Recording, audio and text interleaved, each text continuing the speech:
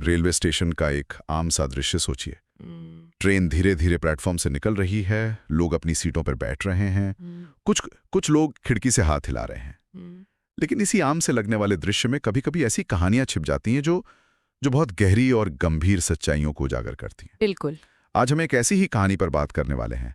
ये कहानी राजस्थान के निवाई स्टेशन से शुरू होती है और हमें भारतीय रेलवे की सुरक्षा और शायद हम सबकी आदतों के बारे में बहुत कुछ सोचने पर मजबूर कर देगी। हाँ, और हमारे पास इस घटना की एक विस्तृत विश्लेषण रिपोर्ट है और ये सिर्फ तथ्यों का एक पुलिंदा नहीं है। ये एक आईना है। मतलब ये हमें दिखाता है कि कैसे एक छोटी सी गलती, एक छोटा सा डिजाइन का दोष और कुछ सेकंड बचाने की जल्दबाजी एक जानलेवा कॉकटेल बन सकती है। बिल्कुल। तो हमारा मकसद सिर्फ ये जानना नहीं है कि उस शाम क्या हुआ, बल्कि ये भी समझना है कि ऐसा क्यों हुआ और इससे बड़े स्तर पर भारतीय रेलवे की सुरक्षा, हमारे स्टेशनों के डिजाइन और हम यात्रियों के व्यवहार के बारे में क्या पता चलता है। तो चलिए इस पर गहराई से बात करते हैं। तो सबसे पहले उस शाम की घटनाओं को समझते हैं। दिन था रविवार, शाम के लगभग 7:15। जगह निवाई स्टेशन, राजस्थान। और ट्रेन थी जयपुर बयाना एक्सप्रेस, जो प्लेटफॉर्म से बहुत धीमी गति से बस चलनी शुरू हुई थी। उसी वक्त 28 साल की सोनम, जो भरतपुर जा रही थी, हाँ, वो पानी की बोतल भरने के लिए ट्रेन से नीचे उतरी। और यहीं पे वो होता है जिसे हम शायद धीमी गति का धोखा कह सकते हैं। हाँ, बिल्कुल सही शब्द है। ट्रेन की रफ्तार उस वक्त सिर्फ 10 किलोमीटर प्रति घंटा थी। 10 किलोमीटर प्रति घंटा? सही में, ये सुन के मेरे भी रोंगटे खड़े हो गए। ये तो लगभग उतनी ही रफ्तार है जितनी तेज शायद मैं जॉगिंग करता हूँ। है ना? सोचना भी मुश्किल है कि इतनी सी रफ्तार जानलेवा हो सकती है। यही तो सबसे बड़ा भ्रम है। हमें लगता है कि हम इस गति को आसानी से मात दे सकते हैं, कि भागकर ट्रेन पकड़ लेंगे। हाँ। लेकिन हम ये भूल जाते हैं कि हम एक इंसान हैं और सामने लोहे का एक कई 100 टन का दानव है। और सोनम ने भी शायद यही सोचा होगा। शायद जब उन्होंने वापस चलती ट्रेन में चढ़ने की कोशिश की तो एक पल के लिए उनका संतुलन बिगड़ा। बस एक पल के लिए। और वो एक पल ही काफी था। वो ट्रेन और प्लेटफॉर्म के बीच की उस संकरी अंधेरी खाई में गिर गई और ट्रेन के कुछ पहिए उनके ऊपर से गुजर गए।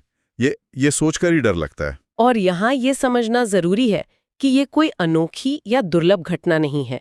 ये जो खाई है, ट्रेन और प्लेटफॉर्म के बीच का ये गैप, हाँ? ये भारतीय रेलवे का एक ऐसा ब्लैक होल है जिसके बारे में ज्यादा बात नहीं होती। अच्छा। आपको शायद ये जानकर हैरानी होगी कि रेलवे के अपने आंकड़ों के अनुसार हर साल सैकड़ों लोग सिर्फ इस गैप की वजह से अपनी जान गंवाते हैं या गंभीर रूप से घायल होते हैं। सैकड़ों लोग? हाँ, ये कोई इक्का दुक्का हादसा नहीं, बल्कि एक धीमी गति से चलती महामारी है। ये तो चौंकाने वाली बात है।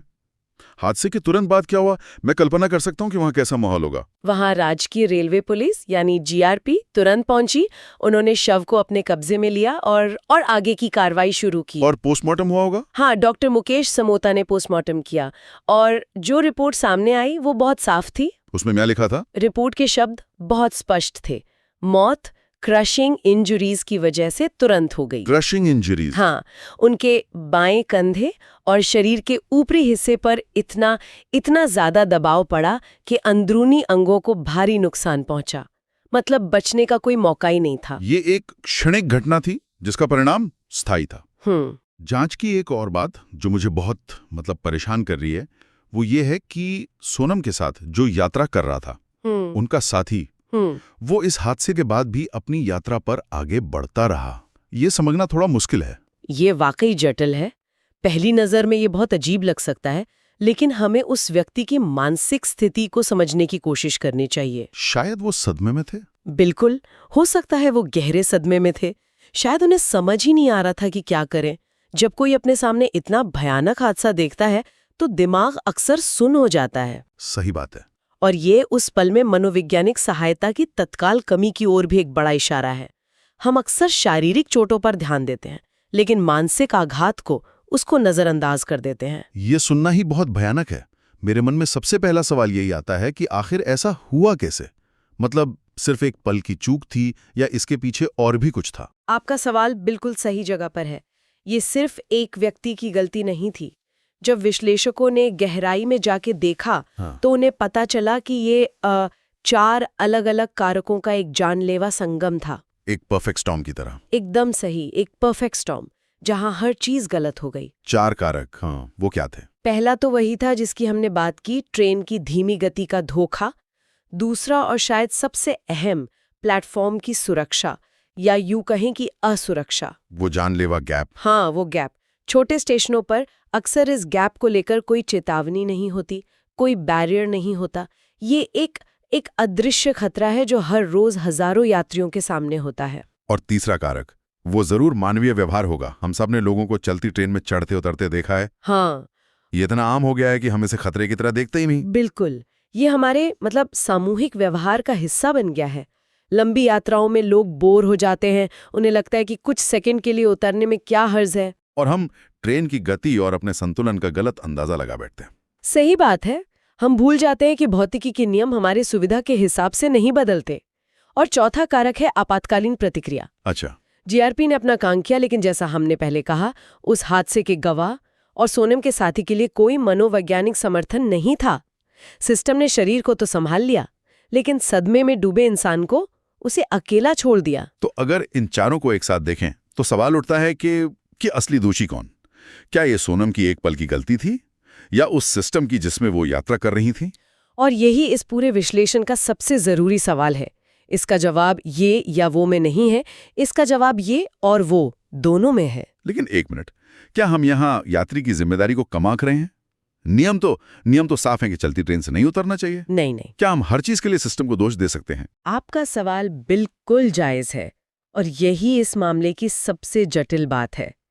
ये दोष देने के बारे में नहीं है, बल्कि जिम्मेदारी समझने के बारे में है। ओके।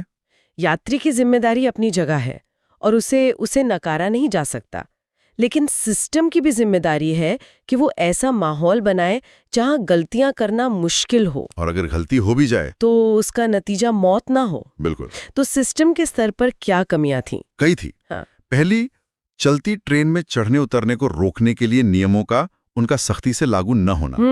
दूसरी, प्लेटफॉर्म का डिजाइनिंग, मतलब कई जगह दोषपूर्ण है। छोटे स्टेशनों पर पर्याप्त रोशनी, चेतावनी बोर्ड या सुरक्षा कर्मियों की कमी होती है जो लोगों को जोखिम लेने से रोक सकें। तो ये एक ऐसा माहौल बनाता है जहां नियम तोड़ना आसान लगता है, आसान और सुरक्षित लगता है, जबकि होता इसका ठीक उल्टा है। सिस्टम अनजाने में ही लोगों को खतरनाक व्यवहार के लिए उकसाता है। और मानवीय कारक भी उतना ही बड़ा है। हमें लगता है कि हम स्थिति को नियंत्रित कर सकते हैं, लेकिन हम भूल जाते हैं कि ट्रेन का वजन और वो गैप मिलकर एक ऐसा घातक संयोजन बनाते हैं कि संतुलन का जरा सा बिगड़ना भी जानलेवा हो सकता है। हाँ, आम जनता में इस खतरे को लेकर जागरूकता की भारी कमी है। इसे एक सामान्य बात मान लिया गया है। जब तक कि सोनम जैसा कोई हादसा ना हो जाए और हमें ये कड़वी सच्चाई याद न दिला दें। बिल्कुल। मतलब ये कहानी सिर्फ सोनम की दुखद मौत की नहीं है, ये उससे कहीं बढ़कर है। हाँ। ये एक ऐसी समस्या है जो व्यवस्था के डिजाइन और हमारे व्यवहार दोनों स्तरों पर मौजूद हैं, और जब ये दोनों कमजोरियां एक साथ मिलती हैं तो निवाई स्टेशन जैसे हादसे होते हैं। आपने इसे बहुत सही तरीके से रखा है। ये एक परफेक्ट स्टॉर्म जैसा है, सिस्टम की खामी और इंसानी चूक का एक जानलेवा संगम। एक व्यक्ति की त्रासदी के जरिए यह हमें पूरे सिस्टम की एक तस्वीर दिखाती है। तो क्या इसका कोई समाधान है, या हम बस ऐसी घटनाओं पर अफसोस ही करते रहेंगे? ये जानना बहुत जरूरी है कि क्या इस रिपोर्ट में कुछ ठोस उपाय भी सुझाए गए हैं। हाँ, और यही इस विश्लेषण का सबसे जरूरी और उम्मीद भरा हिस्सा है।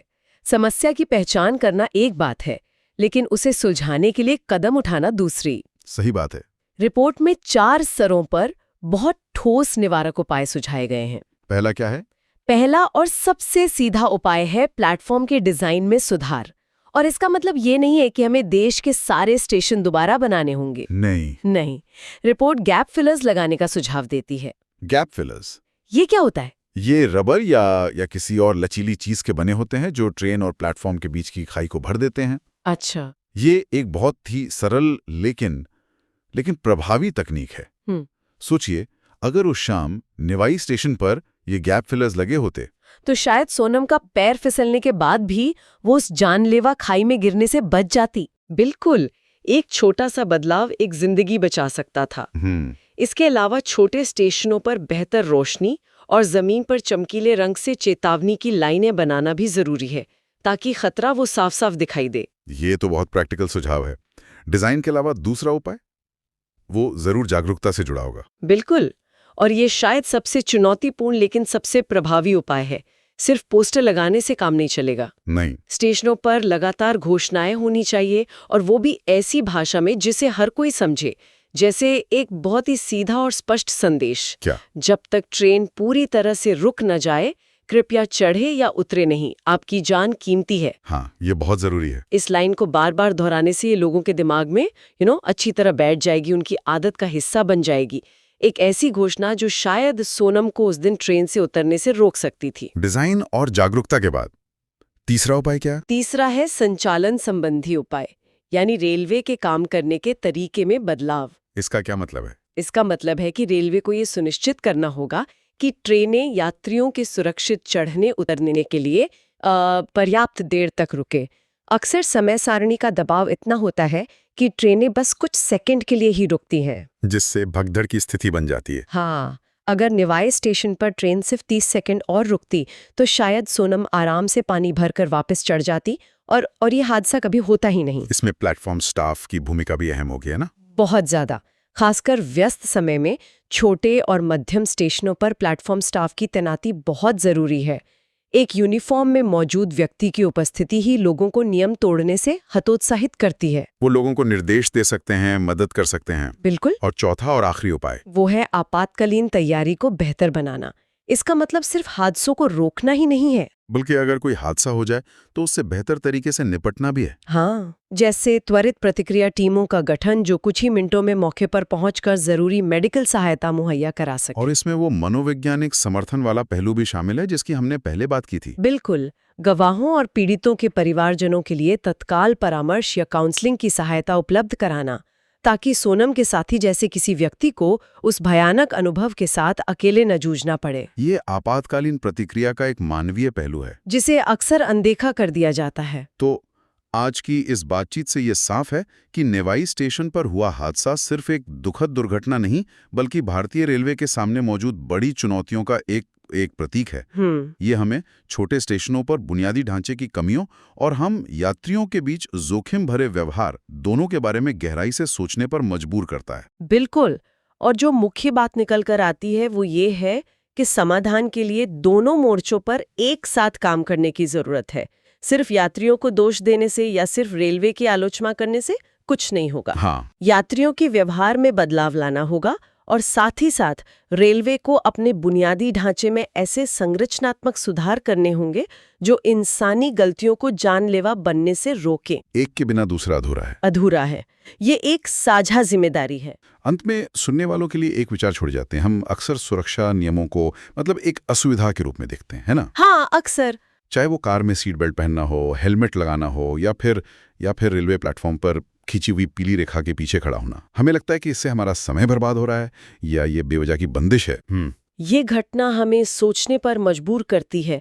हम अपनी सुविधा और अपनी सुरक्षा के बीच की रेखा वो कहाँ खींचते हैं? क्या कुछ सेकंड बचाने के लिए इतना बड़ा जोखिम लेना वाकई सही है?